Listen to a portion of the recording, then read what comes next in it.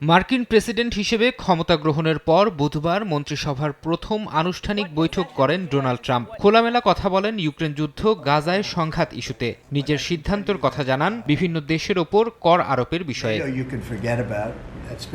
বৈঠকে ট্রাম্প নিশ্চিত করেন শুক্রবার যুক্তরাষ্ট্র সফর করবেন ইউক্রেনের প্রেসিডেন্ট ভলোদিমির জেলেনস্কি। এই সফরেই তিনি ইউক্রেনের মূল্যবান বিরল খনিজ নিয়ে চুক্তি সই করবেন। এই চুক্তির মাধ্যমে যুদ্ধবিধ্বস্ত ইউক্রেনকে দেয়া বিপুল পরিমাণ অর্থ যুক্তরাষ্ট্র ফেরত পাবে বলেও জানান মার্কিন প্রেসিডেন্ট। একই সঙ্গে তিনি বলেন, ইউক্রেনের ন্যাটোতে যোগ দেওয়ার স্বপ্ন ত্যাগ করতে হবে। জোটে যুক্ত হওয়ার পরিকল্পনার কারণেই এই যুদ্ধ শুরু হয়েছিল বলে মন্তব্য করেন ট্রাম্প। তবে ইউক্রেন যুদ্ধ বন্ধে চুক্তিতে পৌঁছাতে ভ্লাদিমির পুতিনকেও ছাড় দিতে হবে বলে জানান মার্কিন প্রেসিডেন্ট।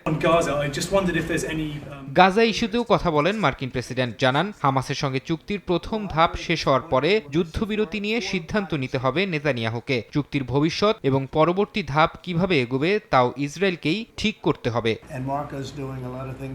মন্ত্রিসভার বৈঠকে বিভিন্ন দেশের ওপর আরোপিত কর নিয়েও আলোচনা করেন ট্রাম্প। যুক্তরাষ্ট্র শিগগিরই ইউরোপীয় ইউনিয়নের ওপর 25% কর আরোপ করতে যাচ্ছে বলে নিশ্চিত করেন তিনি। এ বিষয়ে দ্রুত আনুষ্ঠানিক ঘোষণা দেওয়া হবে বলেও জানান মার্কিন প্রেসিডেন্ট। পাশাপাশি তিনি বলেন, কানাডা ও মেক্সিকোর ওপর শুল্ক আরোপের বিষয়ে নেওয়া সিদ্ধান্ত পরিবর্তন করবে না তার